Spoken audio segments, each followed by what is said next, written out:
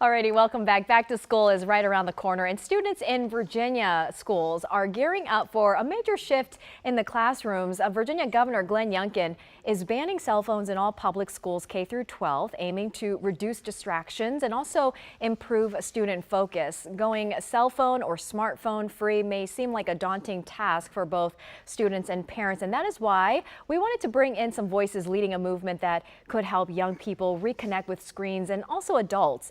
Joining me now is Grant Besner, co-founder of Offline DC, a group promoting life without smartphones and social media in most cases, and also celebrity chef Rock Harper in the house with us, who recently participated in what I'm calling a challenge. It was like an offline challenge that you did for a month, so we'll definitely talk about that. But Grant, I want to start with you.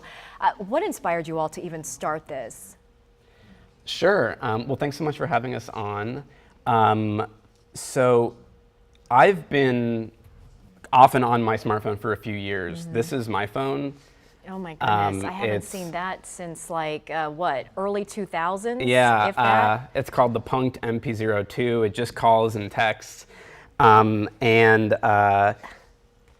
know, I had some friends that were also experimenting with their digital life, and we just felt like we looked around on the metro and everyone's just not socializing, just like glued to their screens, and it had been really liberating for my mental health, and I found that I was able to connect so much more with my community being off my smartphone, and we wanted to try to find a way in TC to build community and help other people who were maybe frustrated with their digital life and offer an alternative. Love the idea, but what popped up in my mind was how is it sustainable? Because so much of our lives revolve around digital services, the fast pace of, you know, everything going digital. It's like, how do you even maneuver around those types of factors? You're less available and you're more present. So a lot of things that you think you might need your phone for, navigation, two-factor authentication. Right, that's what I'm talking about. You can find workarounds for. You either offload it onto your computer, or for instance, for two-factor authentication, there's something called a private key, which is like a little, USB that goes on a keychain. You stick it into your computer and you tap it, and a lot of applications accept that as opposed to using a smartphone.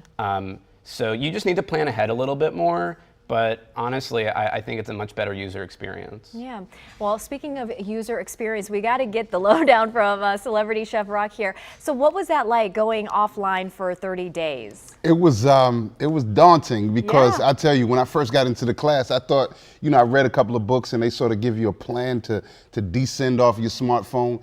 And on day one, Grant was like, hold your phone up. We did a little chant and turned the phone off. I said, hold on, brother. I need, that was a moment. Right, but it was, I love that because we jumped right in. And like he said, you find out, we're very intuitive. I mean, human beings will figure it out, right? So you find out, hey, I didn't actually need that. I was more aware. I'm always aware of reaching for it, like, thinking about my thinking. Why am I reaching for it? Why am I dependent upon it in this time? Do I actually need it, or is it just an impulse? And more times than not, for me, it was just an impulse, and all of the inroads of communication, which sometimes give me anxiety, if I'm being completely honest, that subsided and went away, and I found a way. I love the way you use this term, to remediate, renegotiate my relationship with the smartphone. Well, so yeah, right. Speak on that, because now that you've completed this and you've sort of recalibrated, like, where does it go now with setting boundaries? Well, if I can chime in, so the experience that Rock went through is called Month Offline, and that's an organization that we started right here in DC to bring people together, to come together each week to meet up. And each week is a different theme. We have different creative challenges to help you walk through that process of remediating your digital life. And so we give every participant a flip phone. Rock, do you have yours? I got mine right here, baby. Yeah. Yeah. Love it. Yep. Simple times. And at the end of the month, we really believe that in the absence of doom scrolling, you get more connected to your neighborhood. Doom scroll becomes neighborhood stroll. And so at the end of the month, everybody that participates in the challenge is going to produce some kind of art to reflect on the experience of what is it like to live in the real world. Right, and that's coming up August 7th. August 7th, this Thursday, we're having an art gallery in the Temperance Alley Garden on U Street, 7 p.m. And it's going to be a phone-free space, so they're going to check your phone at the gate when you come in.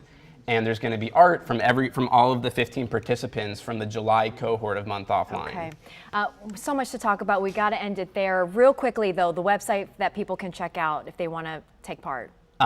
So the best way to learn about offline here in DC is to call 1-844-OFFLINE.